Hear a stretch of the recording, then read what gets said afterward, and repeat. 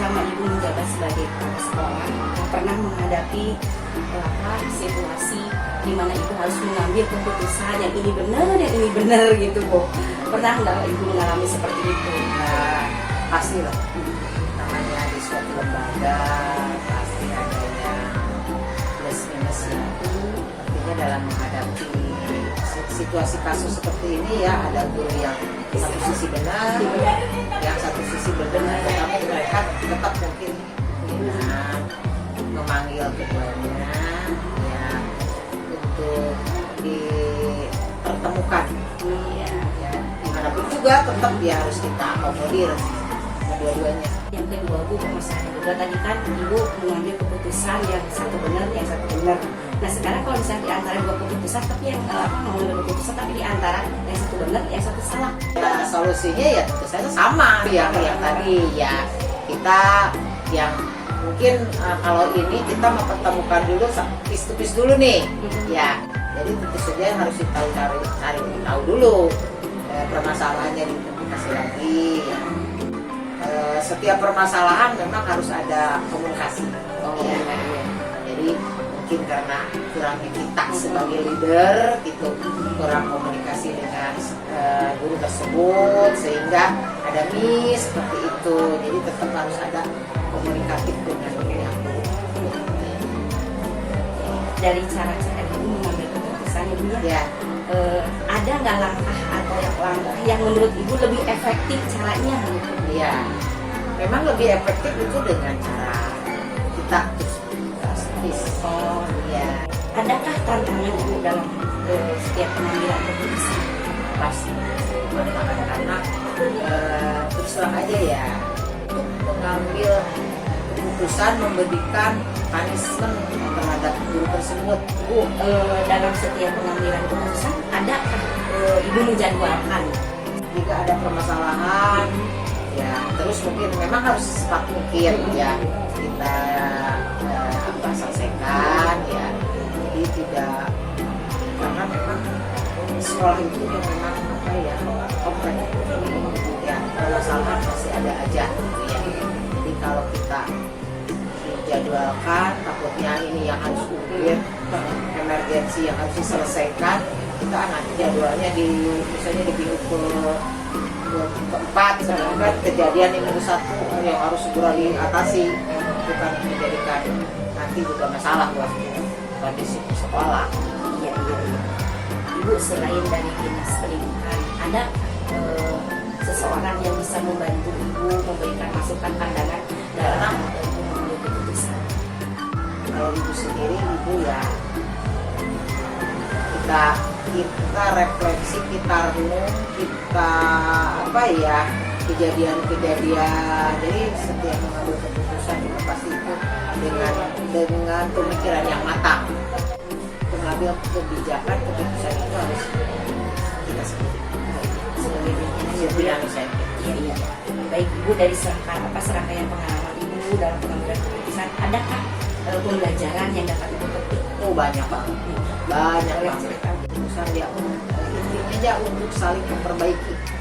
Jadi luar biasa, dengan banyaknya kejadian-kejadian kita tambah pengalaman, tambah introspeksi diri ya, tambah bersabar, ikhlas, apapun ya seperti itu. Terima kasih masukannya.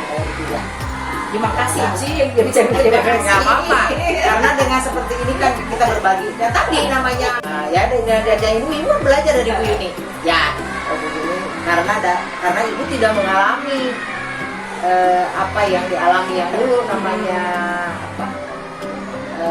soal-soal seperti ini DP yang seperti ini gitu. Kita juga jadi bisa mudah-mudahan harus seperti ini.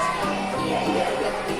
Baik, terima kasih banyak Ibu atas waktunya, mudah-mudahan sukses sampai banyak sekali lagi. Assalamualaikum warahmatullahi wabarakatuh Ibu. Waalaikumsalam warahmatullahi wabarakatuh. Sehat Ibu? Alhamdulillah sehat. Gimana nih ini? Alhamdulillah. Ibu makasih ya. Semangat. Siap.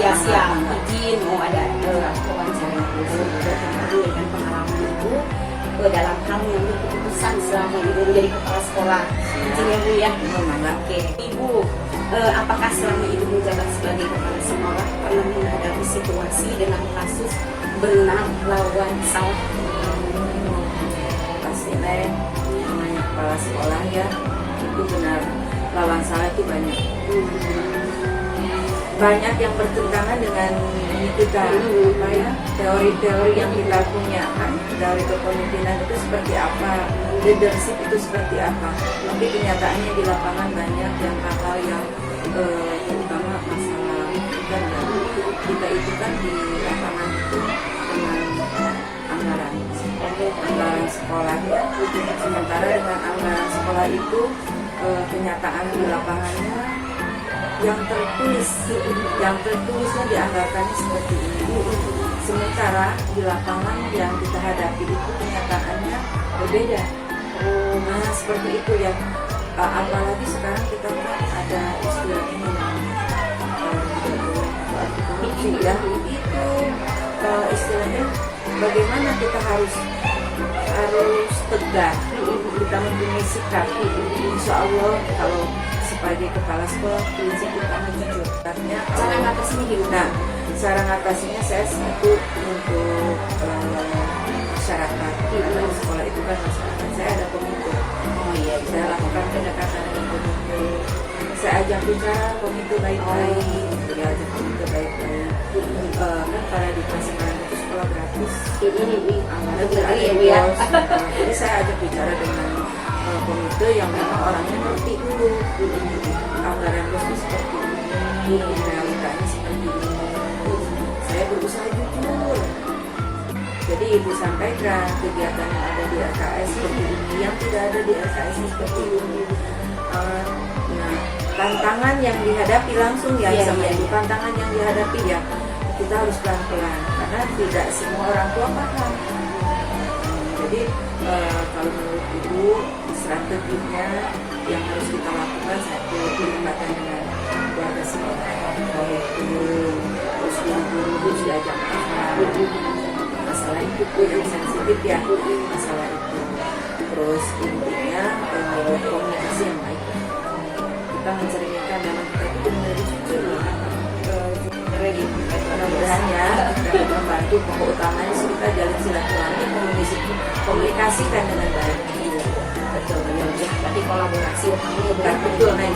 Oke, selain permasalahan antara benar dan salah, pernah nggak ibu mengatasi permasalahan, harus mengambil keputusan, tapi situasinya itu benar melawan benar, jadi dilema dalam batin. Pernah nggak ibu mengalami situasi seperti itu? Pernah banget.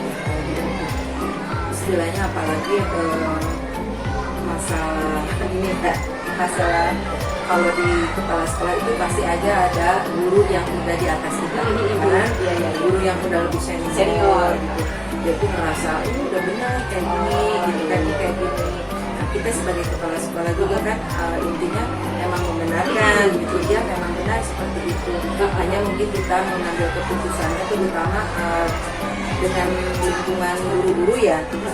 Kita itu juga tidak boleh terlalu mengunggulkan guru itu dan takut kesinggung gitu. Si ibu mah si ditawai gitu, apa yang dibenarkan jadi disalahkan. Jadi intinya kita mengambil keputusan itu secara bijaksana. Bijaksana memang itu tuh dengan keputusan kita, walaupun mengambil keputusan kita dengan demokrasi didiskusikan dulu. Didiskusikan lagi dengan didiskusikan. Jadi sebagai leadership, sebagai pemimpin tidak egois lah intinya, walaupun memang kita udah benar, tapi untuk benar itu penguatan hasil musyawarah. Iya, jadi berarti ibu melibatkan guru lain mengambil keputusan, bukan kita memasang kepala sekolah, karena kan kita itu tim. Oke, berarti langkah-langkah yang ibu ambil tadi diskusi, jadi nggak langsung ambil keputusan ya, walaupun kita itu udah benar gitu kan, didiskusi dengan guru, didiskusikan terus ada kesepakatan betul diambil keputusan. Oke, jadi keputusan yang diambil itu keputusan bersama ya. Keren sekali tadi ibu menyampaikan tantangannya, kemudian orang-orang yang terlibat dalam mengambil keputusan. Keren Ibu. Nah dari serangkaian pengalaman Ibu nih dalam pengambilan keputusan, adakah pembelajaran yang dapat Ibu petik? Dari sekolah yang sekarang saya pun merasa kekurangan. Ternyata jadi seorang pemimpin itu saya banyak kurang. Kekurangannya saya ditempatkan di sekolah yang sekarang itu saya tersyukur. Kata saya gini, ya Allah, kalau lagi sendiri ya begini, saya kalau udah lagi sholat Gusti abdi teh segera kekirangan, terutama pelajaran sabar. Itu yang dipetik, sabar. Saya belajar menahan emosi. Gimana emosi saya itu tidak meluap. Gitu. Jadi mereka nambah kumaha teh keren weh. Keren. Ternyata saya harus sabar. Awal-awalnya sih saya tuh tipikal orang perfeksionis. Jadi kayak sempurna. Tapi dia terlalu halus ini mengakui dengan pembelajaran jadi seorang pemimpin karena kita jadi tergantung. Harapan yang apa kita capai itu hasilnya karena ya memang harus sabar. Kedua, memahami lingkungan. Saya itu dididik oleh lingkungan, oleh guru-guru. Maaf, kekurangan itu ya. Enggak, Sama ya dia belajar.